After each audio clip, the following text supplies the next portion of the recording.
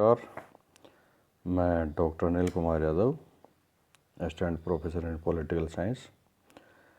आज का हमारा टॉपिक है दक्षिण एशियाई क्षेत्रीय सहयोग संगठन, जिसे शॉर्ट में सार्क कहते हैं, the south Asian association for regional cooperation. ये इसका पूरा नाम है और हिंदी में इसे दक्षिण एशियाई क्षेत्रीय सहयोग संघ कहते हैं। इसकी स्थापना 7 और 8 दिसंबर 1985 को ढाका में 7 देशों के जो एशियाई थे उनके राष्ट्राध्यक्षों का सम्मेलन हुआ और उसी सम्मेलन में सार्क नामक इस संगठन की स्थापना हुई।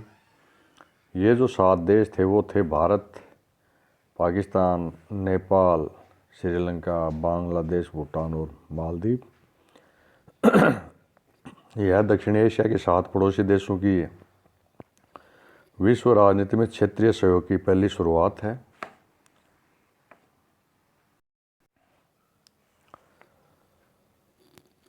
और अफगानिस्तान 2007 में जो सार्क का 14वां शिखर सम्मेलन था 3-4 अप्रैल 2007 को, उसमें अफगानिस्तान को एक नए सदस्य के रूप में सार्क का 8वां सदस्य बनाया गया।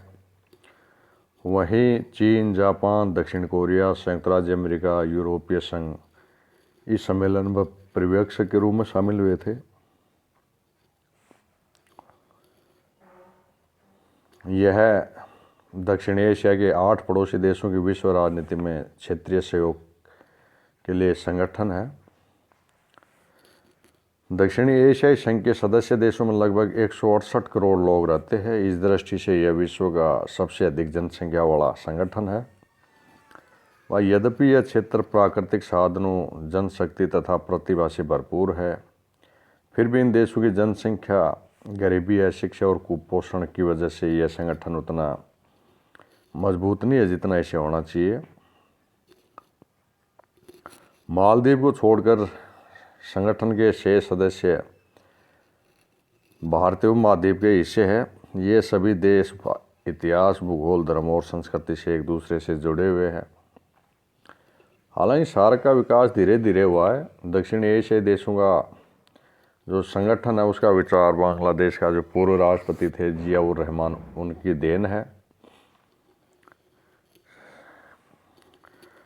तो ये जो सार्क है इसमें सहयोग के कुछ क्षेत्र निर्धारित कर रखे हैं इन राष्ट्रों ने।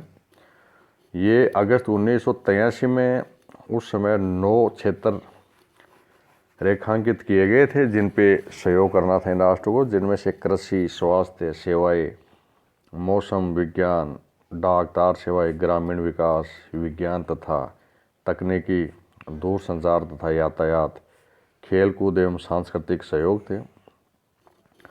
फिर उसके बाद 2 वर्ष बाद ढाका में एक सम्मेलन हुआ था। उसमें से कुछ विषय और जोड़े, जिसमें से आतंकवाद की समस्या, मादक द्रव्यों की तस्करी और क्षेत्रीय विकास में महिलाओं की भूमिका, ये और जोड़े गए। अब ये जो सार्क का चार्टर है उसके कुछ धाराएं हैं, इसमें से 10 मुख्य है। 10 धाराएं हैं इस सार्क के चार्टर में। इनमें सार्क के उद्देश्य, सिद्धांतों, संस्थाओं, वित्तीय व्यवस्थाओं को परिभाषित किया गया है। तो जो सार्क का उद्देश्य है वो इसके अनुच्छेद 1 में है और इस अनुच्छेद 1 के अनुसार सार्क के कुछ मुख्य उद्देश्य निम्न है: दक्षिण एशियाई क्षेत्र की जनता के कल्याण एवं उसके जीवन स्तर में सुधार करना, क्षेत्र में आर्थिक, सामाजिक एवं सांस्कृतिक विकास में तेजी लाना, दक्षिणी एशियाई राष्ट्रों के सामूहिक आत्मनिर्भरता में बढ़ोतरी करना, आपसी विश्वास, सूझबूझ तथा एक दूसरे की समस्याओं का मूल्यांकन करना, आर्थिक, सामाजिक, सांस्कृतिक, तकनीकी, वैज्ञानिक क्षेत्र में सक्रिय सहयोग एवं पारस्परिक सहायता में वृद्धि करना, अन्य विकासशील देशों के साथ सहयोग में वृद्धि करना एवं सामान्य हित के मामलों पर अंतर्राष्ट्रीय मंचों पर आपसी सहयोग को मजबूत करना। इसी प्रकार जो सार्क है उसका अनुच्छेद 2 में इसके सिद्धांत बताए हैं जो निम्न है: सार्क के ढांचे के अंतर्गत सहयोग, समानता, क्षेत्रीय अखंडता, राजनीतिक स्वतंत्रता, दूसरे देशों के आंतरिक मामलों में हस्तक्षेप न करना तथा आपसी लाभ के सिद्धांतों का सम्मान करना। इस प्रकार का सहयोग द्विपक्षीय एवं बहुपक्षीय सहयोग का स्थान नहीं लेगा, बल्कि उसका पूरक होगा। ये इस प्रकार का सहयोग द्विपक्षीय और बहुपक्षीय उत्तरदायित्व का विरोधी नहीं होगा। अब इस जो सार्क का चार्टर है उसमें इसकी कुछ संस्थाएं भी हैं। जैसे पहले है इसका शिखर सम्मेलन, जो आर्टिकल 3 है उसके अनुसार प्रतिवर्ष एक शिखर सम्मेलन का आयोजित किया जाता है। शिखर सम्मेलन में सदस्य देशों के राष्ट्राध्यक्ष भाग लेते हैं। पहला शिखर सम्मेलन ढाका में हुआ था 1985 में। दूसरा सम्मेलन भारत के बेंगलुरु में हुआ था 1986 में। तीसरा शिखर सम्मेलन नेपाल में। इस प्रकार इसके हर वर्ष प्रावधान हर वर्ष का है कि हर वर्ष एक शिखर सम्मेलन होगा। और दूसरा इसका मंत्रिपरिषद, अनुच्छेद 4 के अनुसार यह सदस्य देशों के विदेश मंत्रियों की परिषद है।